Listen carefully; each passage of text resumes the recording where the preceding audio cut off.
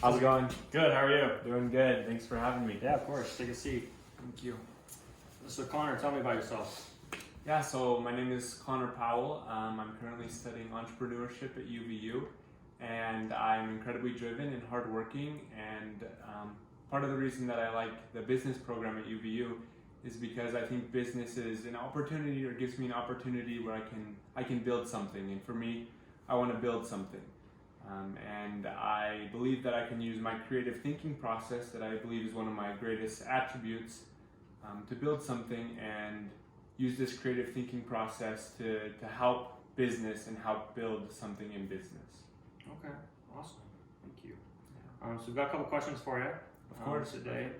So first one, tell me about a time you showed initiative. What prompted you to get started, and what were the results? For sure. After high school, I really wanted to learn a language, and so what I did is I would set goals every day and every week, and I would review those goals daily and weekly, and I would adjust them based on how I was performing.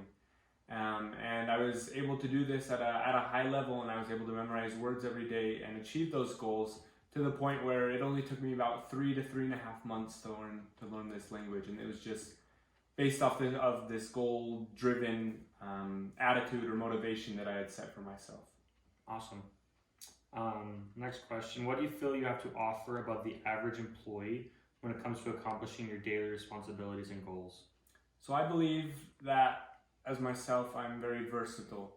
I believe that I'm an incredible listener, and I'm able to follow directions to the point of what my managers or my leaders want me to do.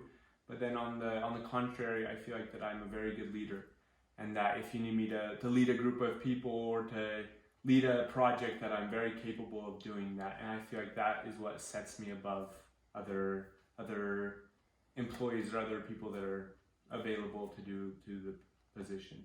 Okay. And then can you recall a time when you were less than pleased with your performance, and what did you do about it? Yeah, so in high school, I was a student athlete, and I actually did track and field.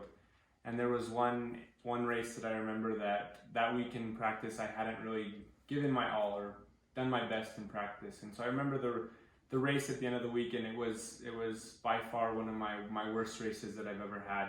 And I was actually beat by a couple kids that shouldn't have beat me. And I'm a competitive person, so that kind of put me over the edge.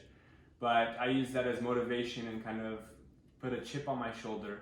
And so the next week in practice, I was able to motivate myself, work harder than I had the week before, and held myself to a higher standard. And so those next races and my following events, I was able to do a lot better and to perform at a higher level than I had the previous race. Okay, awesome. And then describe your level of competitiveness. That's kind of funny because we have a joke in my family, and we're all very competitive. Okay.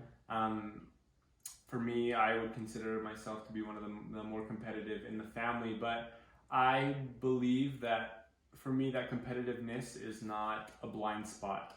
I will always be the first to admit that I am wrong, and will never let my ego or my pride get in the way of me fixing a mistake that I know was my fault. And so I will use that competitiveness to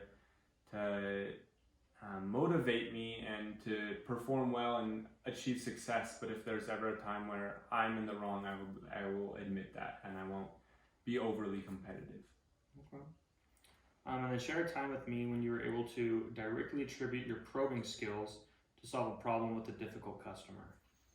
Yeah, so I was doing sales for a little time, and we were dealing with a customer that wasn't interested or didn't really find a need in the product that we were selling. And so I was able to kind of understand or find the actual concern of this customer, and why she wasn't interested in our product, and why she felt like it wouldn't benefit her life. And so I was able, through asking questions, I was able to find out what she actually needed, and I was better able to explain the product that we were selling. And after that, I was able to connect it to her life and show how this product could benefit her and be of use to her. Okay, awesome.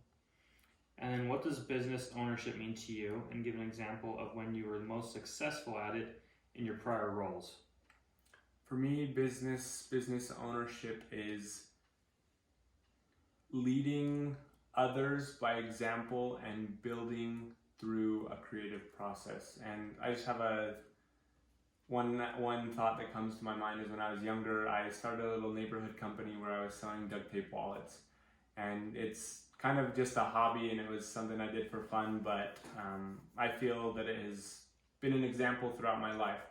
And I felt that I was very good at manufacturing the product and dealing with customer service, and customers were satisfied with the product that I would make, but I believe that I failed in marketing that product. And so one thing for me that I've learned from that is that business ownership is being a sharp knife in every aspect. I don't want to have strengths here and strengths here, but then weaknesses in other categories. But I want to be all around a well-oiled machine that can successfully own and build a business. Okay. And then could you give me an example of when you fell short as a business owner, and then why did you fall short, and what did you learn from that experience?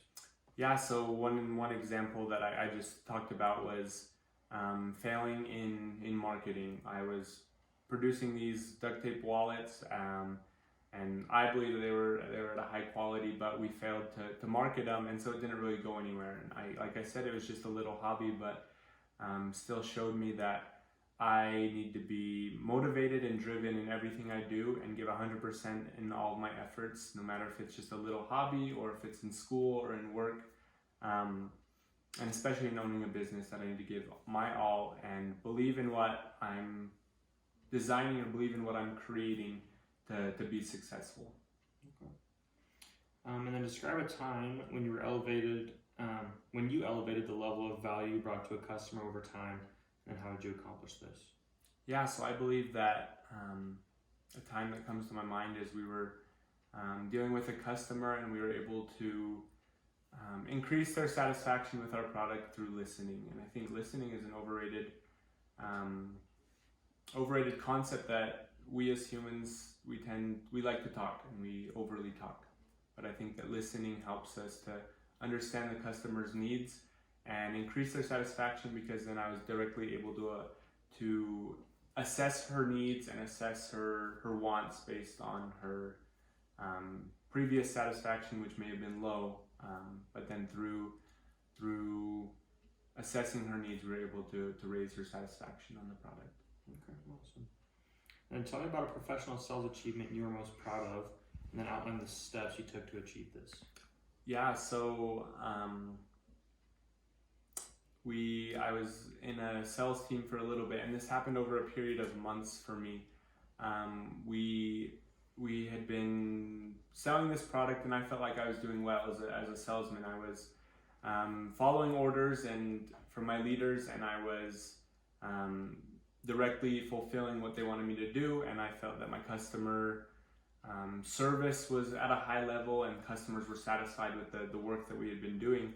And I was able to do this at a high level for a period of time, and I was then promoted in a way to leading another group, and it started with a group of 10 people that I was leading, and then a group of like 30 people, and then to a point where we were leading 130 people in this sales team, and we were able to perform at a high level because of the leadership that we had been given. Awesome. And then tell me about a time when you identified a new, unusual, or different approach for addressing a problem or task. How did you come to this solution, and what was the outcome? Yeah, so I mentioned earlier how important I think that creative thinking is. And there was, as I was leading one of these teams that I had previously mentioned, there was a problem that arose. And so instead of kind of forcing our will upon them or our orders upon them, what we did is we met as a team, and we used the creative thinking process to decide how they were going to solve it. It wasn't going to be us as the management to force a solution upon them, because we wanted to hear it from them.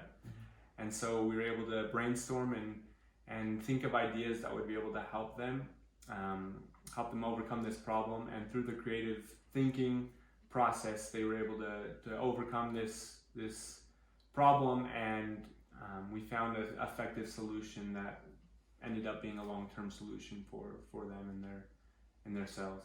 Perfect. Awesome. Well, those are all the questions that we've got for you today. Do you have any questions about the position or anything like that?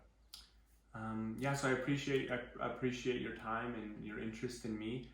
And I just had one question as far as the hiring process. When do you think that you will make a decision on the hiring process? For sure. Well, we still have a couple candidates to interview. So it'll probably be a couple weeks, one or 2 weeks before we make a decision on. Perfect. That. That being said, do you care if I follow up in maybe like a week to see how the hiring process is going and see where I stand among other candidates? Yeah, for sure. Awesome. Well, thank you so much, Mr. Powell. I just want to reiterate my interest in this position, and I'm humbled to be even a candidate for this position, and I would love to work for a company here. And I truly believe that my creative thinking process and my hardworking attitude is what I bring to the table, and I think that it can set me apart from other candidates, and I feel I would be a great fit at this company. But I appreciate your time and hope to hear from you soon. Awesome.